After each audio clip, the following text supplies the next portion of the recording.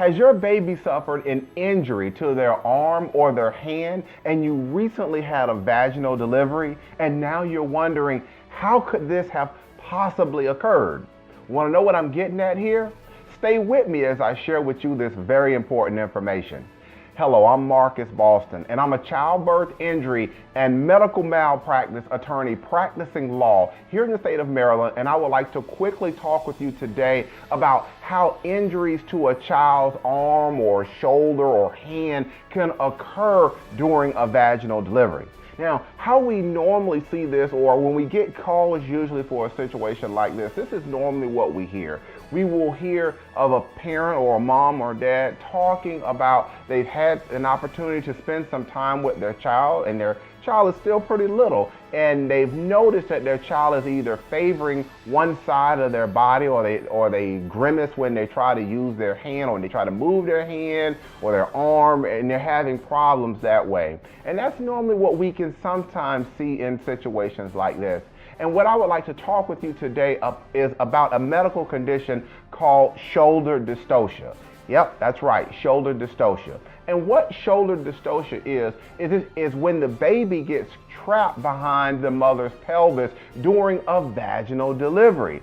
And this creates an emergency in the delivery room because doctors have to work quickly to free the child. But what can happen is if doctors panic and they use force, or they use their maneuvers that they're taught the wrong way, they can injure the baby. And normally what we can see is an injury to the brachial plexus nerves. These are the nerves that are around in the shoulder and the neck area.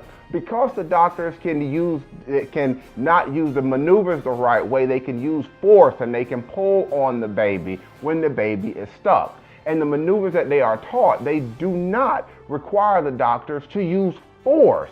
But what can happen is sometimes doctors can panic and they do not use the proper techniques that they're taught.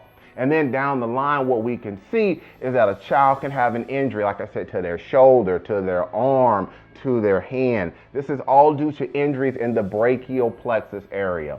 Now, what you can have sometimes is when a baby is injured like this, they can bounce back due to their body being able to recover from something like this. But in other situations, the child may have suffered permanent damage, and this could mean that the child will not be able to use their hand or their arm. So why have I taken the time today to talk with you about this really important information?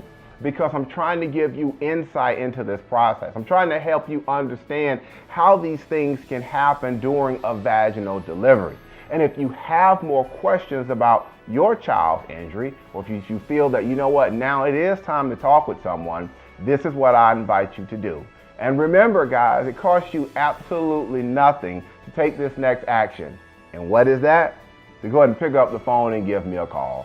I can be reached at 301-850-4832, or if you prefer, you can send me an email to medicalinjury@bostonlawllc.com. I answer Maryland childbirth, injury, and medical malpractice questions just like yours all the time, and I will be glad to take some time and listen to your story. All right, that's going to be it for today's quick educational video. Again, I'm Marcus Boston, and I'm one of the medical malpractice and childbirth injury attorneys here at Boston Law Group, LLC, and I will see you next time. Take care and enjoy the rest of your day.